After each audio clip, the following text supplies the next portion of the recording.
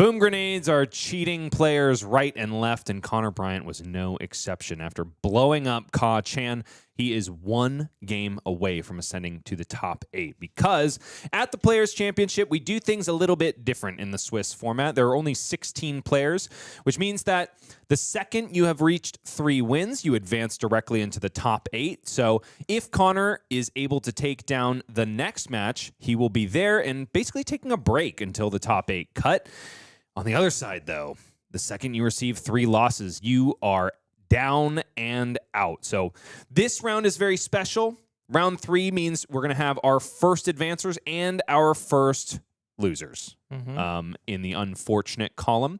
For this next match, we're going to be following Ricardo Rua versus Chris Legg, both of which are currently at X and O. We're going to see our first top 8 competitor ascend right before our very eyes. And before you is Chris Legg. He brought Verdance, Thorn of the Rose, has a 56% win rate in the first season of AGE in New England, 2 top 8s, and 57 AGE points. Does not want to see Pheno Black in the finals at all, no, because that is an unfavored matchup for most Verdance players. But that being said, Derek Anderson on Verdance took down Pheno in round 1, so there's got to be a game plan.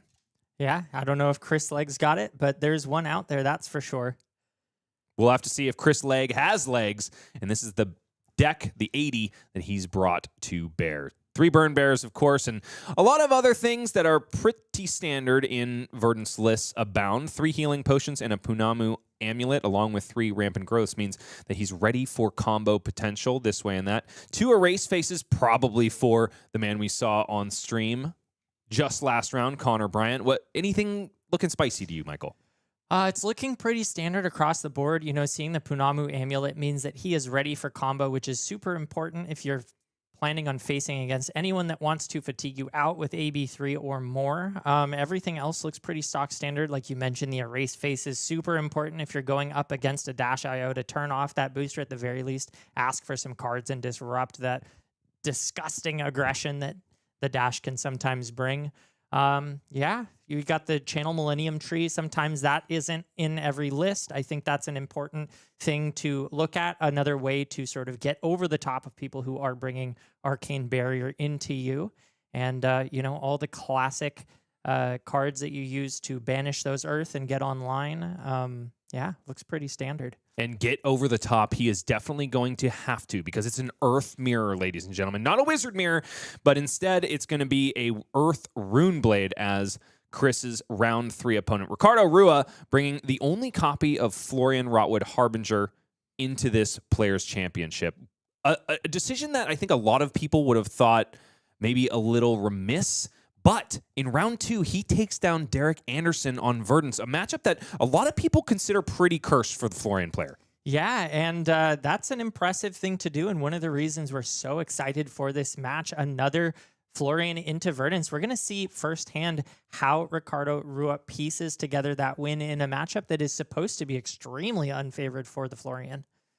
Does like himself an album by Glory Hammer, a band that I haven't actually heard of, but definitely want to listen to based on Ricardo's recommendation. Ricardo is also on Team Banana Testers alongside teammates Elise Sims and Ka Chan, I believe tying the Runaways for representation in this Players' Championship. So shout out to the Banana Testers once again.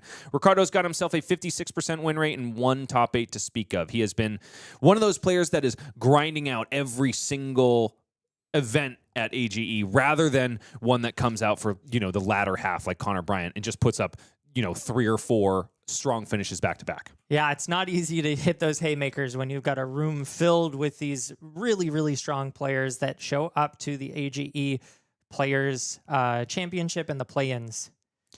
A quick look at the round 1s for both of these players. Ricardo Rua took down Kevin Markham on Dash.io. I think something that we would have expected.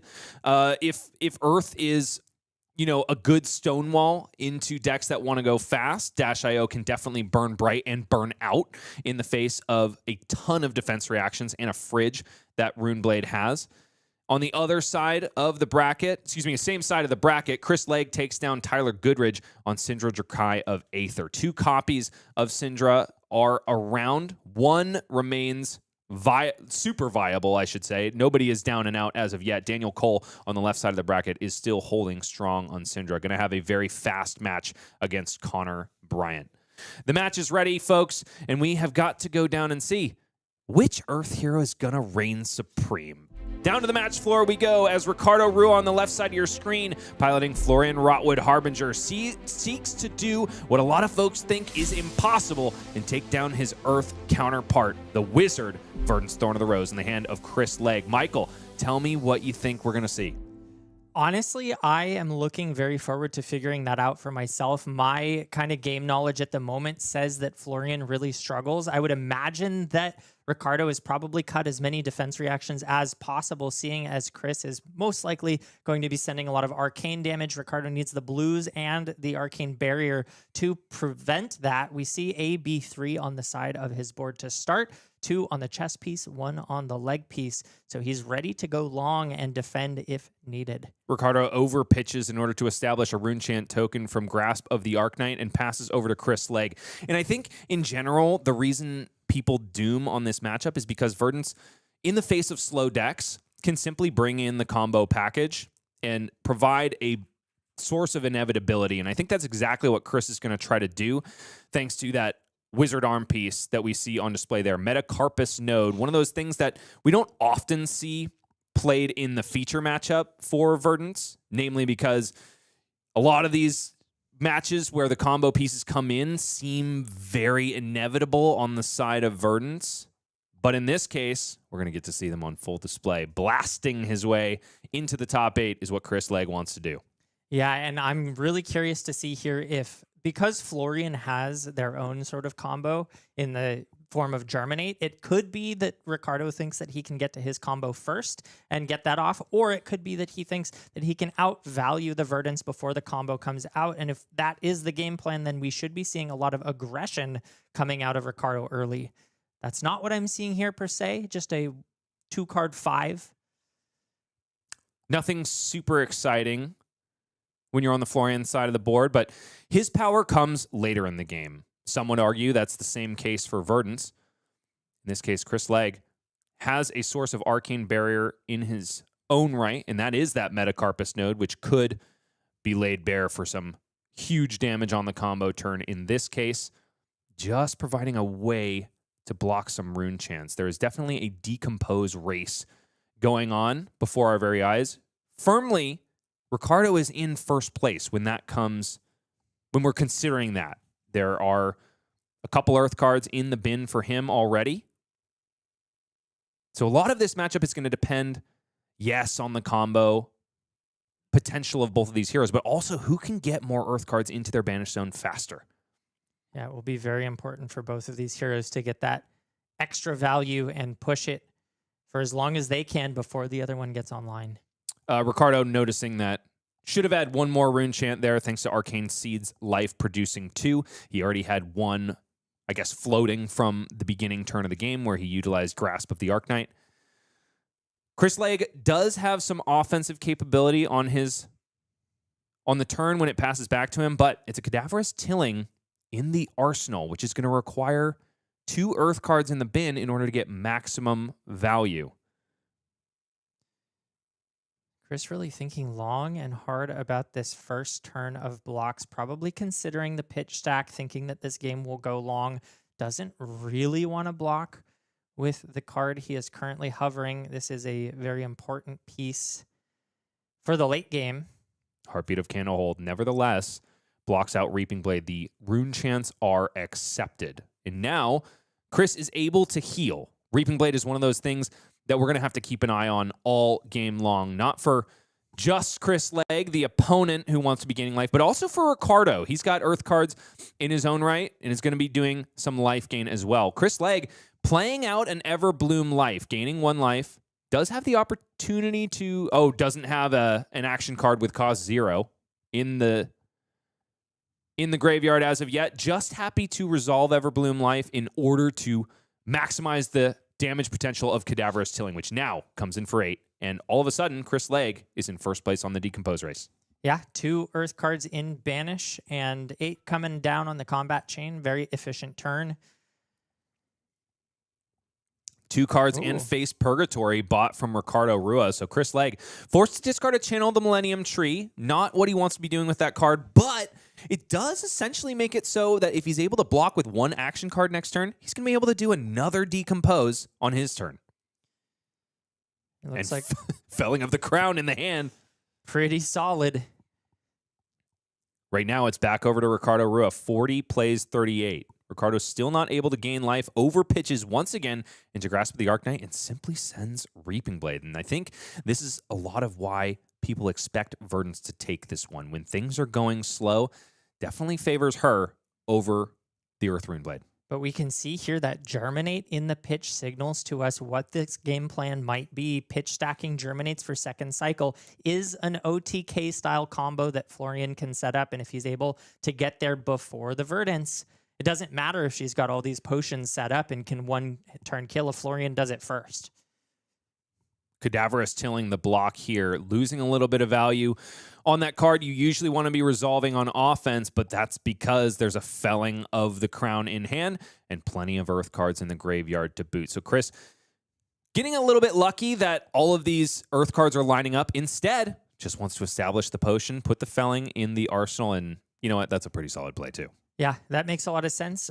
Getting those potions out is the win condition. Of course, Ricardo has the ability, they both have the ability to manipulate life totals.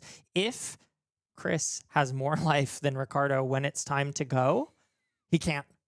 And so that Reaping Blade is going to be extremely important to pay attention to, especially near the end of the game once all of those potions are established. And if Ricardo can take a little bit more damage and get below the Verdance, suddenly it doesn't look so good for the Verdance's OTK potential. Channel Mount Heroic, the first copy so far, comes down on into the arena for Ricardo Rua. Rune Rager Swarm is the follow-up, came in for 6, blocked out by 2 cards from the hand of Chris Legg, and a Reaping Blade to follow, pitching a Felling of the Crown for Ricardo Rua, who has no Earth cards in the banish so far. Channel Mount Heroic is one of those cards that I think can make the difference in this matchup, because if Florian is able to establish it, put together a couple go-agans, some, 2-3 chain links wide, it could just be too much damage for Verdance to set up combo. Yeah, that was sort of the other side of the game plan that we mentioned early on. Aggression could be the thing that gets you to that finish line before Verdance is able to set up the combo. But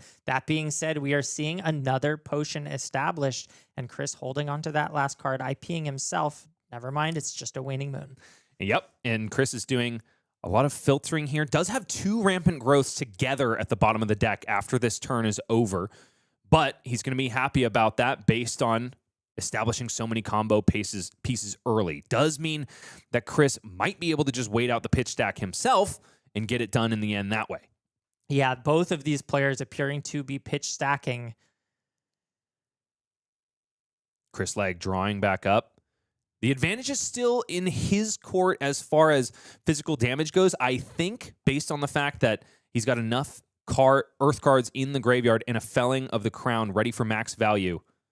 But he's got to face down a Rune Chant and a Command and Conquer for 9, thanks to Channel Mount Heroic. Also, Ricardo over pitching into that Grasp of the Arknight means that he's got 2 Earth cards in the bin, and Channel Mount Heroic is going to stick around one more turn. Yeah, really strong, keeping that around and establishing the Arcane Seed's life in addition to the Germinate and some blues means that he's setting up a pretty potent OTK himself. Quinniverse TCG is in chat saying, no match is unfavored when the heart of the guards guides you. Right, he is. The heart of the cards is so important in the game of Flesh and Blood, and it can fall any which way. But also is raw skill and forethought. Both of these players seem to know what to expect in this matchup. I mean, Verdance is a known quantity at this point. Florian has had his day in the sun, and then a fall, and then a rise, this way and that. So you can expect that Chris has had his reps into Florian, and a lot of other decks like it. Nevertheless, in the tank here, against this Command and Conquer, normally, if the cards line up, I would think it would be a snap block with 3 cards, send Felling of the Crown.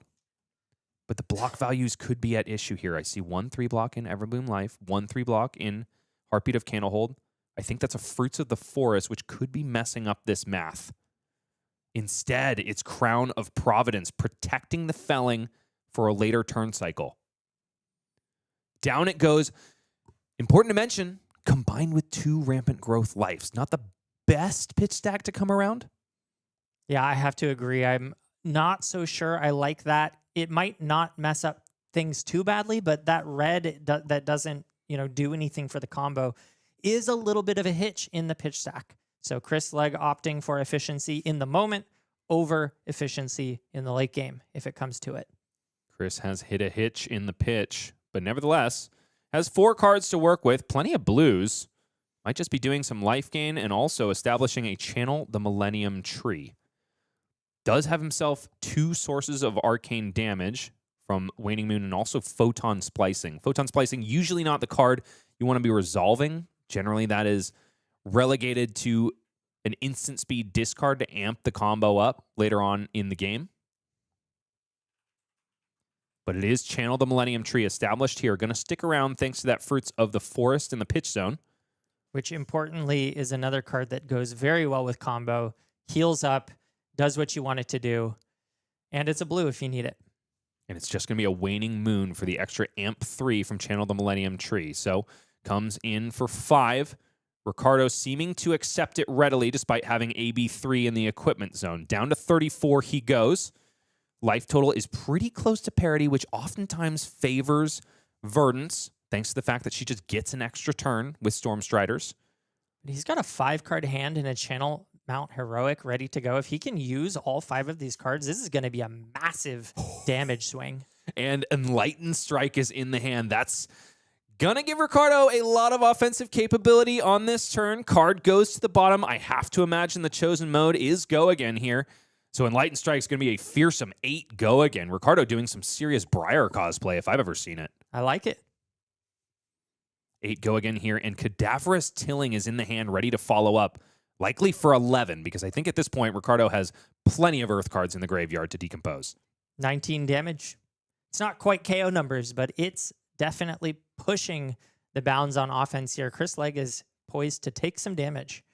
And he does. Takes 2 down to 25, it should be, or did he already? He must have already hit the life total. Down to 27 he goes.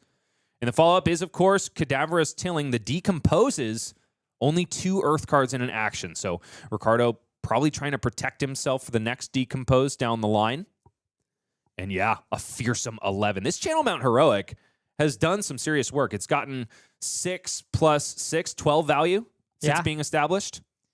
Gets Chris down to 22 and strips the whole hand. Chris now with a full graveyard with which to work for decompose, and Channel the Millennium Tree, the second copy in the game, just goes to the graveyard. And this next turn is going to be very important. Can Ricardo convert another 5-card hand on offense? That can be one of the tricky things about playing a defensive Rune Blade if you don't have the pieces to get the go again. But we do see that Enlightened Strike and a Plow Under, which means very likely Chris will convert the full hand once again. Ricardo. That's all right. I don't think he minds. Chris Legg has been doing very well today, so I'd be happy to be confused for him. I think it's a Channel Mount Heroic in the arsenal for Ricardo as well, but very light on the pitch is our Earth Rune Blade, so maybe not establishing Channel Mount Heroic as of yet. Proven me wrong. He can just play that Enlightened Strike for 7 and then arsenal the last card if he wants to, or, it's the Rune Rager Storm. Wait. I think that's his one-of copy of Blue Cadaverous Tilling, which is why this turn gets completely fixed. Oh my goodness, wow. This is going to be crazy. I thought that was a red variety. All of a sudden, 6 value is unlocked on this first turn of Channel Mount Heroic, and it's going to stick around for another go. Ricardo showing off his game plan into Verdance. It's aggro. Very well. The follow-up here, likely just an Enlightened Strike? Hold on. I kind of like Enlightened Strike draw a card, but no. Would rather set up the 5-card hand for the Channel Mount Heroic. I'm surprised that he's doing it this way instead of arsenaling the E-Strike, which would be an extra extender. It's a curious choice for sure, but I think after Ricardo has taken down 1 Verdance today, he's got the know-how.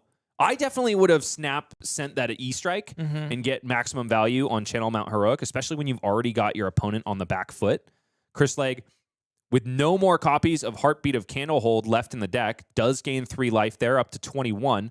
Waning Moon follows up for 2 Arcane. It is a classic Guardian problem that I'm sure this Runeblade has as well. If you just blind to draw a card and it's a blue, you're really not happy to put it in the arsenal. So I understand the choice. Sometimes it's just a little bit too risky.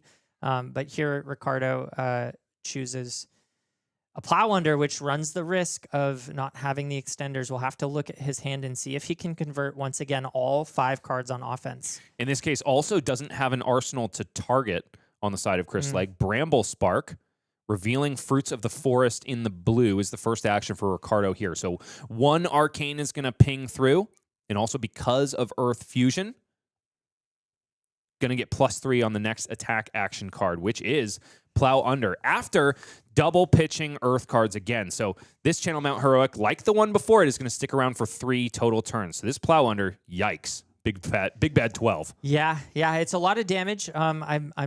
It's not impressive value for the turn cycle. I still kind of wish I saw the E-Strike last turn, but that's in the past. This Plow Under is doing what it needs to do, not hitting the arsenal, but is getting further in the banish game. And now we are at 4 Earth cards in the banish for Ricardo, just now passing the Verdance.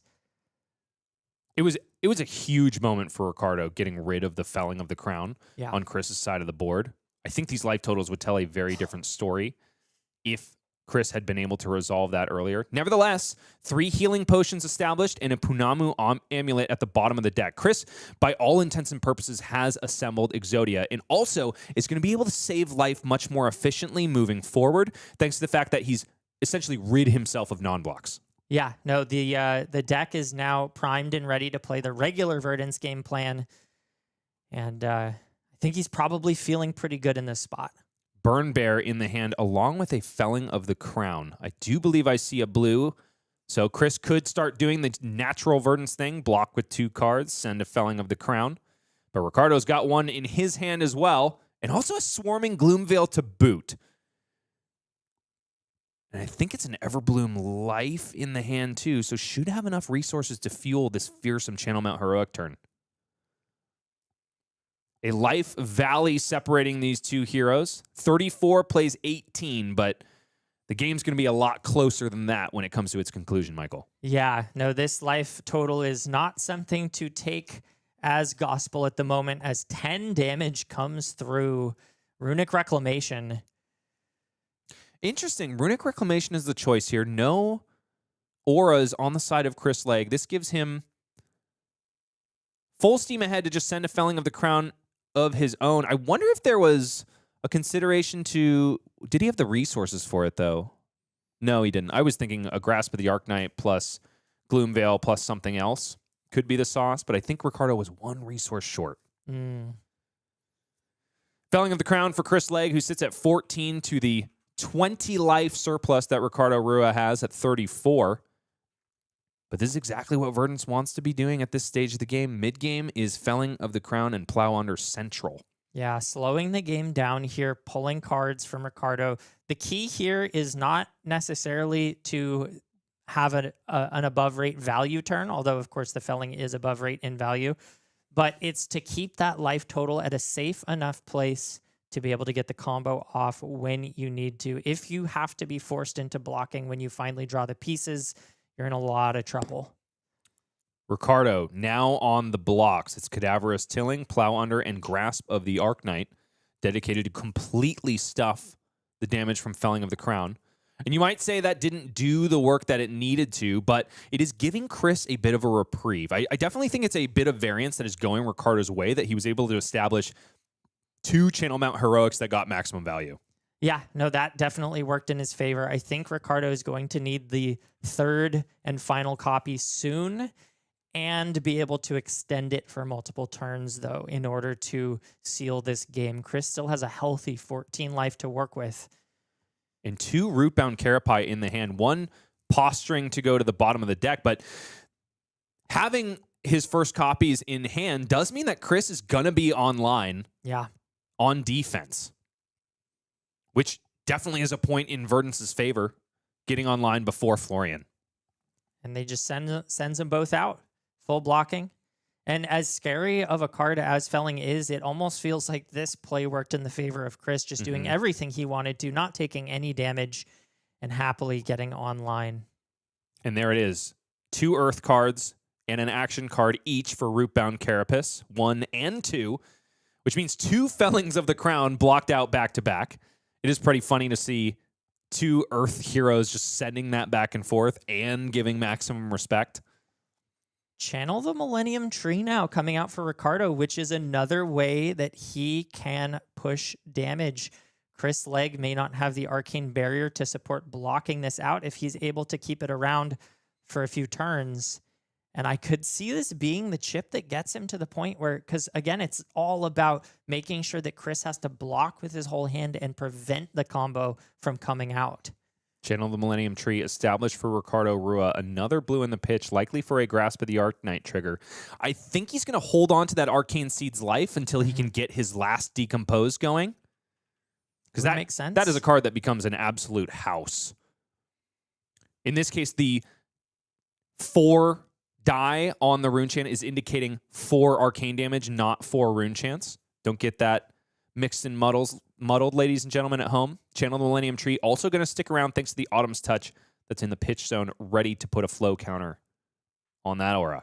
Chris Legg does have Arcane Barrier 3, so not that perturbed by the arcane damage, but of course 4 is more than 3, and it does represent some amount of true damage coming through that 1 ping, not preventable. Important to mention at this juncture, none of the Earth heroes that are playing at this Players' Championship saw fit to bring in Channel the Tranquil Domain, the new flow aura out of the expansion slot in Super Slam, which is, I think, in a lot of ways, Earth on Earth hate. Yeah. In certain respects, there are other matchups where it comes to bear and has interesting play lines, but I do wonder if it could have been an interesting silver bullet in this matchup for either of these players. Being able to bottom the channel, the Millennium Tree or the channel Mount Heroic sure would have put a damper on Ricardo's play. In this case, not an option. Could also be a bit of an issue for you because the text on it says put an aura at the bottom of its owner's deck, not you may. I see. So could hurt yourself just as much as your opponent. That would make sense why it's not snap picked up for these types of games. Definitely a piece that I wanted to see on display this weekend. Just because there has been so much discourse about what it could do. I don't think we have a lot of coverage examples of its full potential or even just general playtesting. Chris really in the tank about this block. Probably wants to start to think about switching the tempo back in his favor, but decides he needs that life for later in the game and gives up a pretty powerful arcane spell to prevent 3 damage. In this case, does look like he might just be electing... Oh, there's a Rampant Growth in hand we've got to mention. A card that is so good when it comes to the combo turn, but is one of those skill points for Verdance. Like, how do I manage these cards as they're moving through the deck and until I assemble Exodia and maybe hit my second cycle? Yeah, you really want to stack those together. You don't get the multiplicative amp just by playing one out. So if you were to play it here, it would only be worth something like 10 damage, which is not nearly enough to be willing to sacrifice those potions. So Chris is going to need to make it to his second cycle in order to get this combo off. And sitting at 13, he's still pretty comfortable, but he needs to continue to protect that life total. And Ricardo has another tree established, just looking for ways to chip away at Chris's life. And Chris, important to mention, has access to the all-powerful Storm Striders in the Legg slot. Not only powerful because it cheats an extra turn out for any wizard that deigns to bring it in, but also is kind of like Wizard on Wizard or Wizard on Runeblade tech too, because of the Arcane Barrier 2 that it affords. That with the Metacarpus node does mean that Chris can be saving life in the face of Amp 3 from Channel the Millennium Tree. Whoa. Whoa. Chris might be going for it. It's 3 healing potions popped here. All of a sudden, the Earth Wizard is drunk on life gain. So 2 equals 6 life gain, but also 3 arcane damage coming Ricardo's way in the form of 1/1/1. This is an interesting choice here. Does he have another amp source in his arsenal? It's just going to be the rampant growth. We saw 2 go to the bottom of the deck already. I think what is in the arsenal then is a source of arcane damage. I would have to imagine like a burn bearer or a light up the leaves. I mean, you can just as easily put this on the staff. You don't need to have a spell to do this combo. I'm surprised to see him going this early. It's 7 life gained and light up the leaves coming out. So only 13 arcane on this light up the leaves. It'll give him the life lead, but now he's going to have to play traditional flesh and blood to close it out. What do you think about instead? I think Chris is just thinking there's too much mounting pressure from Ricardo at this point. He doesn't feel like he can get to that second cycle, which is a respectable decision to make. If you can't get there, you can't get there. And so cashing in when you can, it's not what I was expecting. I'll say that. But Chris making that decision.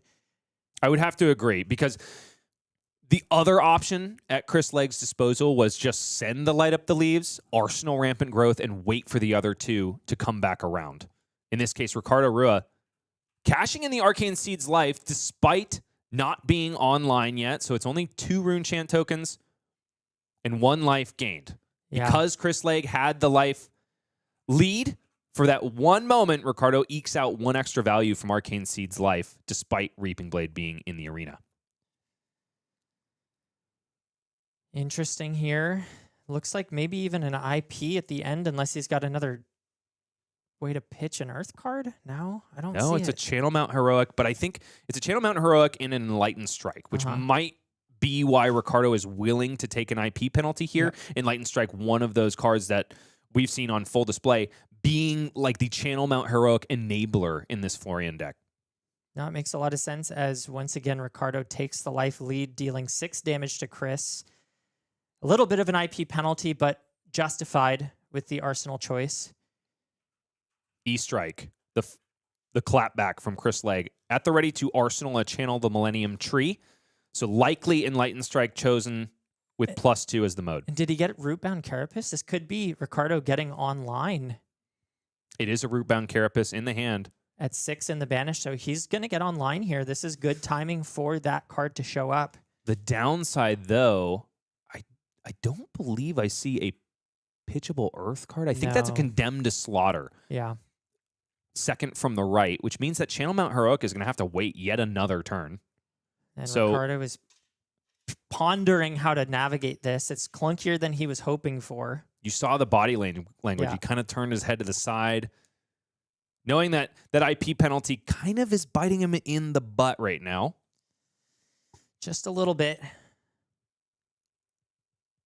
It's an Earth off here, folks. We're sending big arcane and also mid-range good numbers this way and that. And honestly, based on the Twitter and Discord discourse about this matchup, this is far more interesting than I would have imagined. Ricardo just took it. Doesn't want to use the Carapace to decompose, would rather pitch it together to establish the Channel Mount Heroic and go for that final push. Sending the E-Strike here, bottoming a card. Let's see what mode he picks. I think you've got to choose buff power, yeah. It's going to be... Wait. Oh, no, maybe go again. Go. Oh, so just going to follow up with the Reaping Blade. Yeah, okay. Fair enough. Okay, fair 8 enough. go again here. Sink below from Chris Legg, going to shore up some of the damage. I think there's another sink below in hand. Yep, there we go. And he's found himself a blue and a felling of the crown. So Chris is really happy with the way this turn cycle shook out. Ricardo waiting for the delayed satisfaction that comes with Channel Mount Heroic with a flow counter on it. And it's getting a little bit dicey now for Ricardo. 16 life isn't really 16 when you're up against a Verdance. Those Storm Striders threatening a ton at the end of the game. And a felling of the crown comes through. One of the best cards for a spot like this, slowing the game down a little bit with the potential to chip. And you know, Ricardo has a 4-card hand here can bottom one of these cards. Looks like it's going to be the Command and Conquer.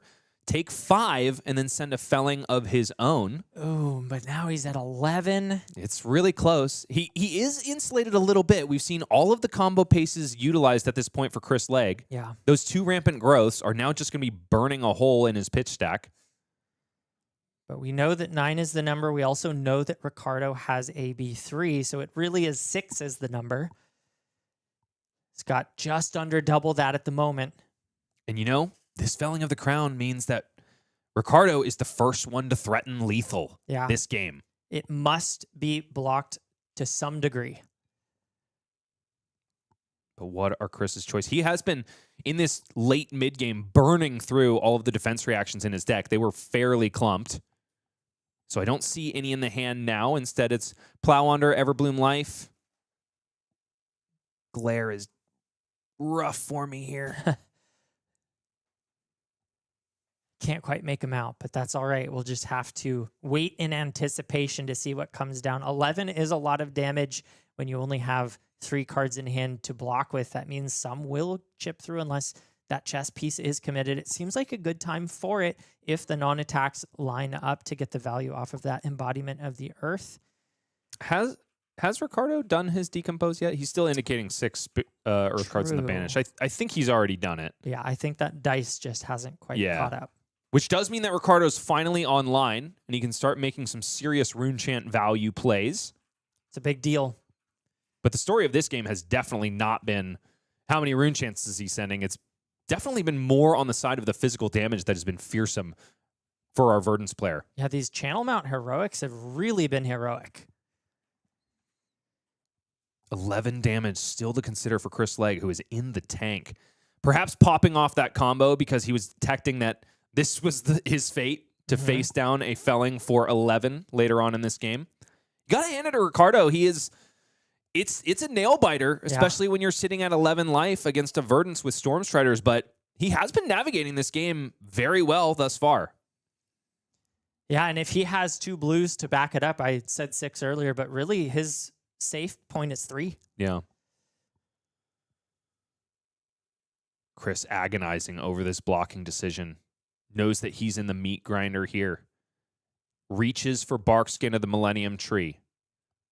Absolutely online here and could be one of the best use cases for it, especially because there are plenty of non-attack action cards in the hand. I misspoke earlier. There was one more Heartbeat of Candlehold left in the deck, and it's in the hand now for Chris Legg.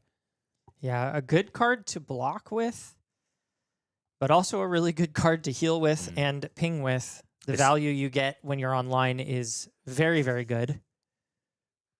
1 cost 6 go again is essentially what that card represents. Even more if it's able to be paired with a Rampant Growth Life. Chris considering the block of 2 cards, leaving an Everbloom Life and a Heartbeat of Candlehold in the hand. Considering with the Barkskin of the Millennium Tree, I think blocking for, that would be 5 + 4, 9. I think there's an attack in that hand. And we need to continue to keep in mind that Reaping Blade, it matters so much if your game plan relies on healing. You need to be below your opponent. But when the life totals are this low, it can be a very tall ask to be equal to or below. No, it is 2 attacks that Chris is thinking about blocking with. There's a Command and Conquer, a Plow Under, and now he's considering the Everbloom Life as well, alongside the Barkskin and the Millennium Tree.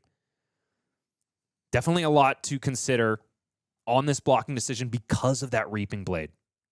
Verdance has got to gain life, and, you know, because Heartbeat of Candlehold gains life in instances of 1, you have to be at least 3 life down in order to get maximum value. Yep. So, lucky or unlucky for Chris, it's likely that he will take at least 3 damage this turn. And here we see just a single card blocked with, and not even a non-attack action, meaning you don't get that extra bonus from the embodiment of Earth, taking damage all the way down to 5. Command and Conquer, the card bottomed for Chris Legg. Plow Under blocked with, which means the hand is Everbloom Life and Heartbeat of Candlehold. Likely going to be a bread and butter Verdance play of Heartbeat of Candlehold, heal 3, ping 3, and send Waning Moon at the end. And I think there's a Germinate in Ricardo's hand. Not super good when you're above life total. And also not super good when you don't have the blues to fuel it. I think that's a pretty easy arcane barrier target then. Oh, there you go. There are plenty of blues in the hand for Ricardo. Yeah. Yeah, but he would need to drop below Chris's life total in order to get the value off of that, which is probably too tall of an ask. The embodiments of Earth and the rune chants aren't... I mean, they're the bulk of the value of that card, I think. Life gain probably secondary, but you're right. Definitely wants it in this matchup, especially when your wizard opponent could simply respond to a bunch of life gain and put you into the Shadow Realm. It's not the end-all be-all that it usually is into other decks. Wizards just so tricky with their instant speed shenanigans. But Chris Legg is looking kind of stressed out at this position, not loving I don't blame him, the man. life total difference. I don't blame him. This has not been the walk on easy street that some have touted this matchup being for Verdance. Not at all. Still definitely a skill check for both of these players. Yeah. Ricardo showing us that he knows how to build and play into this matchup. The aggressive Florian list.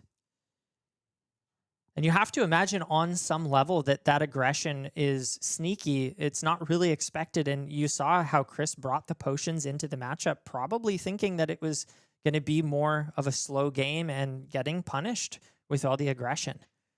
You know, I think the majority of the time you can expect that, but now that Florian has the tech space to include 3 copies of Channel Mount Heroic, it's a very different story. Everbloom Life pitched 4 Heartbeat of Candlehold resolved in the arena now. So Chris is going to gain 3 instances of 1 life, which means that 3 instances of 1 arcane are coming Ricardo's way as Verdance has transformed herself into a life gain arcane Gatling gun. Yeah. It is funny to watch a match where both players essentially don't have hero text until, you know, turn 8. This is actually a really interesting spot. I wonder if Ricardo opts to take all this damage just to get the Germinate online, and it looks like he might be doing something along those lines. The Germinate is going to be so powerful, kind of Florian's version of that Heartbeat of Candlehold. But with Waning Moon following up, sending 2 arcane, Ricardo has got to be aware of the damage that could come from Storm Striders. Well, it won't come this turn. We know that Chris is tapped out on resources, so if he's going to take the damage from the Heartbeat, I kind of hope that he takes this damage too, just to get that Germinate online, but no. It is online here. As long as they're at life parity, Is it not it's okay. instances of 1? No, it's all at once. It's all at once. Oh, that's a big difference. Okay, so that's Ricardo finding that perfect breakpoint, 8 to 8, blocking the rest of this, thinking about blocking the rest of it. So my concern is if he overextends on the Germinate. That card's cost, of course, being XX, which means that Ricardo can sink as many resources as he likes into it, as long as he's got them in hand. Yeah, he still needs, like you said, the resources to cover up any potential arcane coming through. And so sitting at 8 life means that he can afford to put 1 card into this Germinate and hold the other. In the hand for Chris, though, does not have the arcane spell Kill Shot. Does have a blue Emeritus Scolding. Yeah, not quite enough. That would represent 4 into 2, actually 4 into 3, but just... Could be more with Metacarpus Node, of course. Interesting. Just sending the Reaping Blade here, not pulling the trigger on the Germinate. I don't hate it, honestly. He can establish the Germinate here, put it in Arsenal, wait for a turn down the line. He's going to be able to convert all of the cards that he has because one of them is a Fruits of the Forest. Okay. The thing I'm afraid of here is Chris taking this damage, not healing back up, and making that window even smaller to establish the Germinate. It was a lot of work that he put into even these life totals, and if he misses that once again, he might be in trouble and stuck on the Germinate and Arsenal. Chris really in the tank here. A tense moment for both of these players. Important to remind us of the stakes at this point, 40 minutes into round 3, is that neither of these players, having lost this game, will be out. The real stakes here are win this one, and you're locked for top 8. Down Ricardo goes Chris to 3 life. Utilize the Fruits of the Forest in response or before the damage was dealt, so just IPing once again. Ooh, and now a Channel Millennium. Oh, this is really scary now. It's fearsome for Ricardo Rua. Burn Bear comes in now for 9 damage, thanks to Channel the Millennium Tree. The upside for him, Chris Legg is holding the 1 Earth card that he had in hand for the Arsenal because it's Light Up the Leaves. So Channel the Millennium Tree goes by the wayside. Ricardo Rua, now at 2 life, could be in kill range for Chris Legg. 2 plays 3, but Storm Striders is one heck of a card. Does Chris have the resources? I mean, if Chris has a 6 spell, he's got a 4. That's not enough. He's got it in the Arsenal. He's got Light Up the Leaves in the Arsenal. I mean, this should be... He just needs the resources. It's 2 yellows and a blue, so he's got it. I mean, Ricardo has the Fruits of the Forest to respond to an arcane spell, so technically not in kill range as long as he's got the blues to support the arcane barrier, but pitching a red... Oof. I think his copies of Condemned to Slaughter are blue, so I think there are 6 resources in the hand besides that Rootbound Carapace. Just sends a Reaping Blade. It feels like Ricardo's falling into the classic wizard trap where they have you in kill range with Storm Striders and then you basically do nothing every single turn just to prevent dying. Yeah. But all the while, Verdance keeps knocking on the door of victory.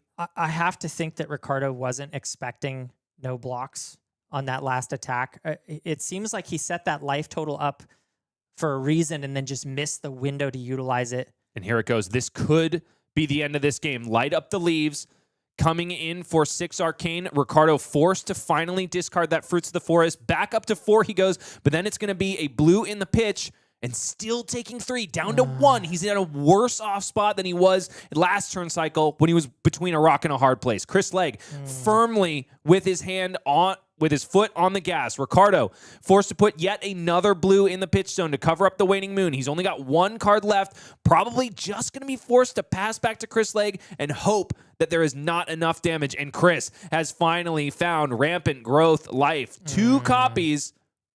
That's and his pitch stack. Yep. But does he have a Source of Arcane? I don't think it's in the Arsenal. I think it would have to be just the Waning Moon. But that's okay. He's got a Felling of the Crown as well. Could be the perfect setup. Yeah, I think you just play this, strip the entire hand, and then send an arcane spell with the... Oh, never mind. Pulsing Aether Life in the Arsenal. Yeah. This is also threatening lethal here. This is going to be it, folks. Pulsing Aether Life, likely responding with 2 Rampant Growth Lives as well. Chris astutely going to let the life part of that card resolve first, taking it all back, making sure he crosses his T's, dots his I's. Ricardo sitting there waiting for defeat. His eyes go to the heavens as he knows what is coming. It's all on Chris to just make sure it's all above board and that the arcane damage leaks through. Tense moment before the players know exactly how this all resolves. Now, Chris, because of the way meld cards work, does have an opportunity window in between life and the resolution of Pulsing Aether in order to cast those Rampant Growth Lives and amp his way higher. Well, he can't heal, so he won't gain any amp from those.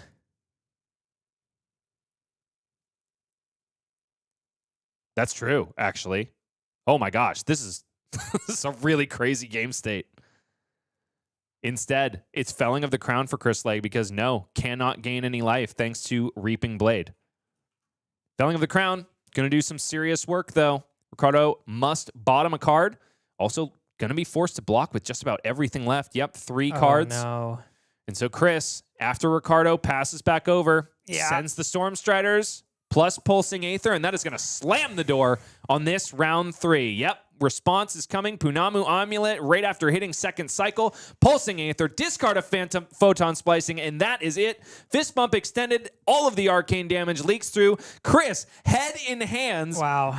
After a very tough showing from Florian Rotwood Harbinger. And I feel like there was that window to play the German. I'd have to go back and look to see if he would go down to 0 cards in hand. If that was the case, you probably can't do it and the window's not real. But, oh man, that thing got stuck in the Arsenal at the very end there, just like I had hoped would not happen. And we see him fall without being able to heal back up. You know, even though that, the game ended very, very firmly in the hands of Chris Legg. But that being said, I think if a couple things had broken his way, Ricardo could have taken the win there, or if a couple of different decisions had been made. I do wonder if you just had to commit to the germinate on that turn, say devil may care, because the way it all shook out, there were 2-3 turn cycles where Ricardo was basically doing nothing but circling the drain. Yeah.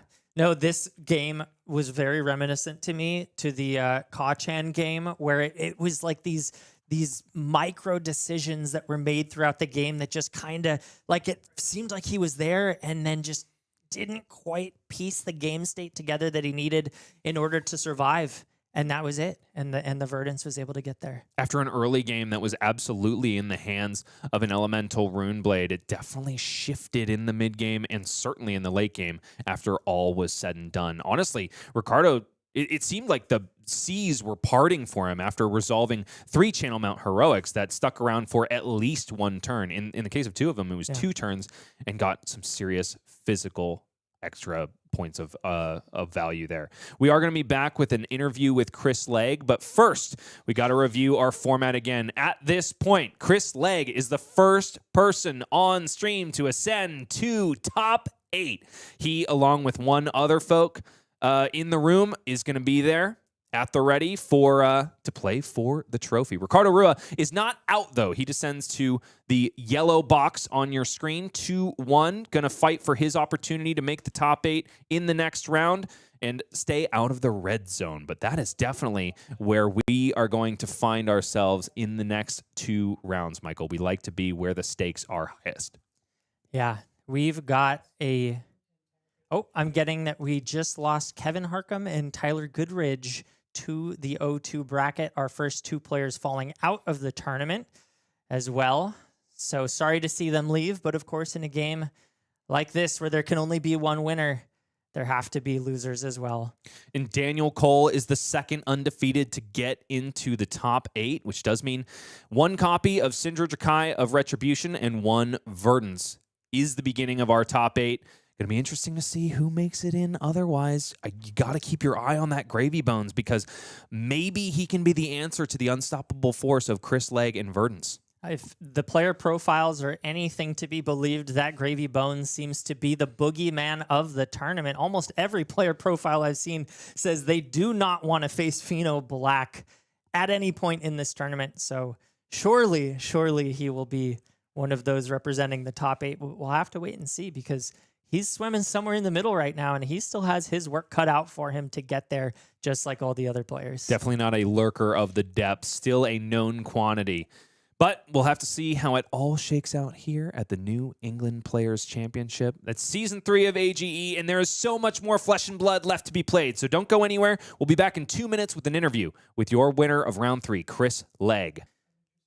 Chris Legg, congratulations on an absolute nail-biter of a match. It really came down to the wire at the last minute there. Oh my How God, are you feeling? I feel like I'm on cloud 9 right now. I was sweating bullets. I thought Ricardo, I thought he had me. He put me in the blender for turn after turn, getting 5 rounds of Channel Mount Heroic, and then at least 2 turns of Channel Millennium Tree. Oh my lord, I was sweating bullets that entire game. Yeah. And I have to give you so much credit for taking that last hit and dropping down to 3 life. I think you he wasn't expecting that. You saw that he set the life totals up to be equal, and then you saw at the end of the game the Germinate sitting in the arsenal. You ended up getting that stuck and preventing him from gaining the life he needed to stay alive through your combo. Can you walk me through those last couple turns? Tell me about your decision points and whether or not you were anticipating him healing, and whether your decision not to block played a factor.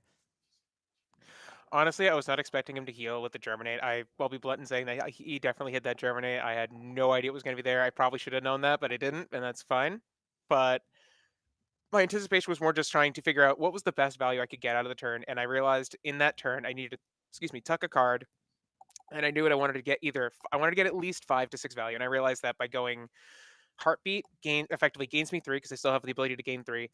3 to him, and then most importantly, getting in that extra staff, just be like, give me 2 cards. And he refused, so I managed to get a little extra damage out of him on that one. But essentially the thought process was I was thinking that entire time, and you guys probably saw me tank for forever, trying to figure out what I Yeah. was going to block with and everything. And for me, the thought process was, do I want to slam this Millennium Tree and get it, staff him for 5, or do I want to gain 3 and then staff him for 2? And I realized that, like, I think if I can get 2 cards, my life lead is way better. And I knew I had at least 2. I'm just gonna call them both Burn Bears, even though it's life leads and Burn Bear. But I Mhm. knew I had 2 left in deck minimum. So I was just hedging my bets on the fact that I was going to hit one of those and just be able to Millennium Tree or just Burn Bear, just 2 card Burn Bears, and just that will be hopefully enough with me still having like Emeritus still in deck and everything else. But it lined up where he kind of just went sword and pass. So I went, oh my god, thank God I gained that life. Here's Burn Bear for 9. Yeah. No, and you, I mean, you navigated the end game absolutely beautifully, but I do also want to talk about the mid game. We saw you establish your potions. You ended up pitching the 4th copy of it down to the bottom. It seemed like at that point in the game, you realized that it was probably not going to come up in No. time. And so making that pivot, and then when you cracked the 3 potions, both Bryce and I were very shocked to see that.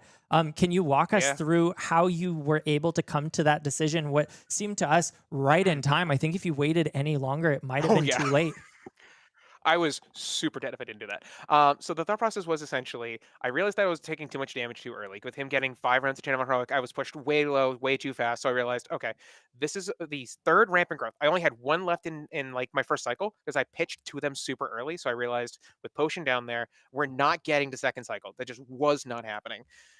So I realized, okay, this is my pop-off turn. I have the set Burn Bear. This is going to be the maximum amount of damage I can possibly get off of this. He already killed 2 of my Millennium Trees. I know I have 1 left, and it's just like, I'm not going to see it in a timely manner. It's not in this hand. It is time. Yeah. There is no IPing here. It is time to put him on my level. And it literally did. He just went, oh boy, Yep. that's a lot of numbers. Yeah, you managed to for what it's worth, even the Ricardo, game up right in that moment. yeah, it was huge. And for what it's worth, Ricardo put me in the blender turn after turn after turn, and I was sweating that entire game, as I said. Yeah. Can you talk to me It a was a little bit about the crazy good game. decision to bring the potion package into this matchup? I know that Florian is supposed to be this late game setup deck with a bunch of D-reacts, super defensive. Obviously, you need to respect that. But in hindsight, knowing what his game plan was, do you think that you still need to respect it just in case he decides to play the other variant into you? Or what do you do knowing that it could be a 50-50 flip between defense or this really offensive attack style? So I will admit that I think that it helps that I know the matchup because I know who he's been teaching him, and he's one of my teammates. So I also know how I just have like incidentally a bunch of games into him. So I knew he was going to be on full on punch until he ran out of Channel Heroics and Channel Millennium Trees, and then he was going to go, and now we're going to full fatigue. Mm-hmm. So I knew I had to like survive the Channel Millennium Trees, survive the actual like all the Channel Heroics, Mm-hmm. and I bring in my potion package because if he at certain points he has ran the what's it called? Not Reaping Blade, the other one, Scythe. Oh, yeah. He has run Scythe into me, and that Uh-huh. is so much harder to kill because that just like leans further into the fatigue for him. Mm-hmm. But I know if he's trying to kill me, he's on Reaping Blade. So the second he runs into Reaping Blade, I was like, okay, he is trying to race me. I brought in potions. This is a little risky, but I can block, and then I know I just need to bear him down, just whittle him down slowly, and just I will eventually get him low enough where I can just, even if he was on full fatigue, my game plan was to set Millennium Tree. And you saw me end up having to discard it like turn, I think 1 or 2, to his his really nasty helmet. And I just went, okay, well, there goes plan A. Because I was going to set that and just start going, here's Burn Bear for 9, here's Burn Bear for 9, here's Burn Bear for 9, and Yeah. hope that could get me there. But Yeah, you managed nah, he to. was just like, absolutely not. Yeah, the value at the end of the game for you was really, really nice. It almost gives me this sort of prisoner's dilemma feeling when you talk about the matchup. Like, if he does this, then I have to do this. But if I do this, then he'll switch to this. And Oh, yeah. you kind of both end up playing almost like the worst game plan into each other, because if you don't do that, then you really run the risk of sitting into a deterministic loss. Yeah. And like there is a not zero opportunity in that case, especially with me having seen my two of my 3 Rainbow Ghosts that early, Mm-hmm. and having all 3 pots already, and putting the 4th one to the bottom.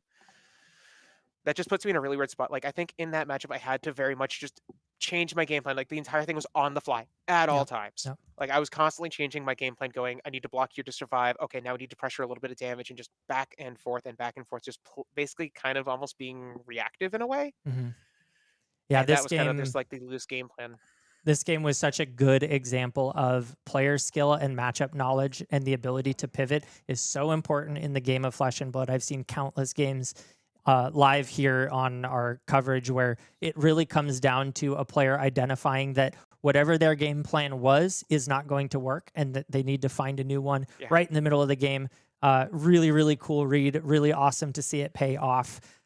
So congratulations on that. Thank you. I do wonder about sort of the previous play-ins and how long you've been playing at AGE. What has it been like for you to play this season and then end up in the Players' Championship? AGE kind of kicked off for us not terribly long ago, for at least from my perspective, at least, right? And I wasn't even on Verdance for half of it. What So were I you kind of picked this up playing about. for the majority of the play-ins? I was actually playing Kasai. Ah, nice. That's so funny. I was just thinking when I said the pivot game plan, Colin Erickson on our side of the country is just an absolute monster at reading the game plan and switching it up, playing Kasai, choosing between aggression and defense. And he was the person I had in mind when you were describing how you pivoted this game. So hearing that you are also a Kasai player doesn't surprise me at all. The ability to pivot and have multiple game plan options in the same 60 is really cool. Yeah, and like like I said, for most of the season, I was playing Kasai, and then just out of nowhere, I think we got Burn Bear, and I just started playing with the deck. It just felt good. Then we got Light Police on top of it. I was like, this is my AGE deck, and then miraculously in like the last one, I managed to secure my own slot in this, and as he's 12th. Yeah, And now that I'm here, now I'm 3-0 and going into the top 8. Oh my god, that's awesome. I am on cloud 9. That's so fantastic for you. I'm really happy to hear that you're playing and you're winning is going well for you. For the play-ins, were you able to attend most of the AGE events, or did you sort of need to rely on some big wins to make it in? I think it's a little bit of both. I didn't get to attend all of them. I think I missed a good 3 or 4 total just due to life events. Yep. But a couple big wins did get me just catapult me up there to actually get into the top 8. I'm sorry, excuse me, top 16. Yep. So that was kind of crucial. Awesome. Well, are you on a team? Do you want to give any shout outs to anyone in your life before we wrap things up? I think I'm good on shout outs, but I do want to give a shout out to the banana testers because Awesome. I believe they are watching. So we're doing the thing, guys. Hey, and congratulations once again to making it up to the top 8, the first of 2 making it today. But we've got a lot more Flesh and Blood coming up. So those at home, don't go anywhere. We're going to take a short break before we come back for round 4.